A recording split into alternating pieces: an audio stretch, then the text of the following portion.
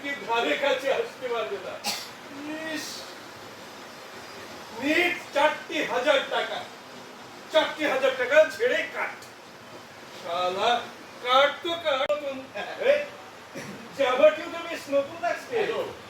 দেখি দেখি দেখি, বাবা মুফতিও তো নতুন। দিদি কোথায় পেলাম তোমার? ওই আগা পর্যন্ত হয়, গোড়া পর্যন্ত হয় না। আবার ধরো ওই গোড়া পর্যন্ত হয়, আগা পর্যন্ত হয় না। ওই সানসেট হবে আর অচিন দ্বীপের কেল্লা ভূতলে হেট হয়ে যায়। বেড়াতে বেরিয়ে এসে বেরোনোই বটে। কি অন্ধকার!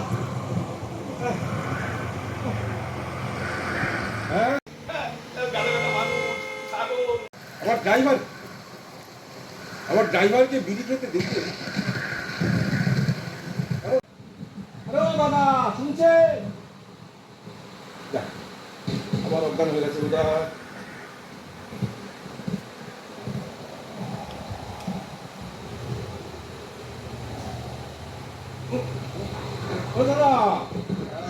তারপরে ভাসতে ভাসতে চরে এসে ঠেকেছি। ওই লাইট হাউসটা দেখে আমি সিঁড়ি বেয়ে উপরে উঠে এসেছি। এরপর আমার আর কিছু মনে নেই। আপনি ওই বৃষ্টিটার মধ্যে আমাদের দৌড়ে অফিসের টেরেসটাতে বেরিয়ে গেল। ওই বৃষ্টির মধ্যে? হ্যাঁ, বৃষ্টি বলেই তো বেরোলো। তারপর ওই বৃষ্টিটার মধ্যে কেমন ঘুরে ঘুরে কেমন করে যেন সব ভিজতে লাগে। যাকে আমি এটা ফেলে দিচ্ছি, কারণ এটা হাতে নিয়ে তোমাদের দুজনকে পাহারাবে আমার পক্ষে সম্ভব না। হ্যাঁ, জানতাম বিক্রমের ঠিকানা জানতাম। তোমার সাথে বিয়ে হয়ে যাওয়ার পরই বীরুর সাথে আমার একদিন দেখা হয়েছিল। বীরু? হ্যাঁ, তোমার ভাই বীরু।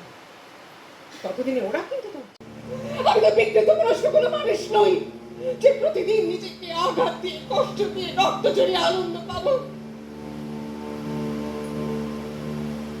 সেদিনের সকাল বৈশাখের দিকে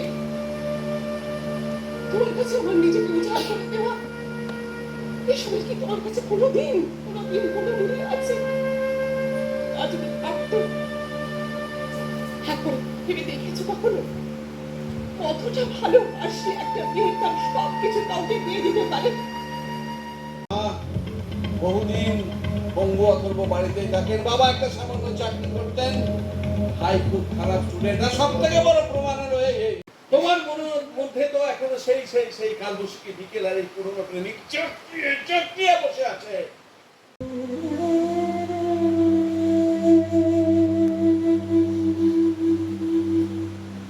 আমার সকল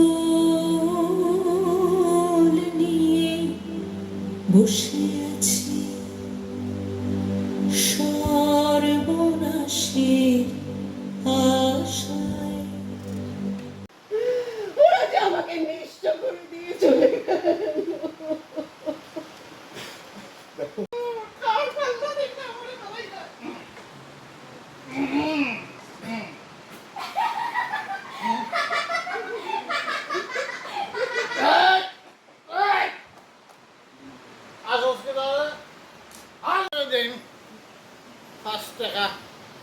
খুব বেশি হলে দেন 10। আর বাবুরা তো দুর্গা পূজা, কালী পূজা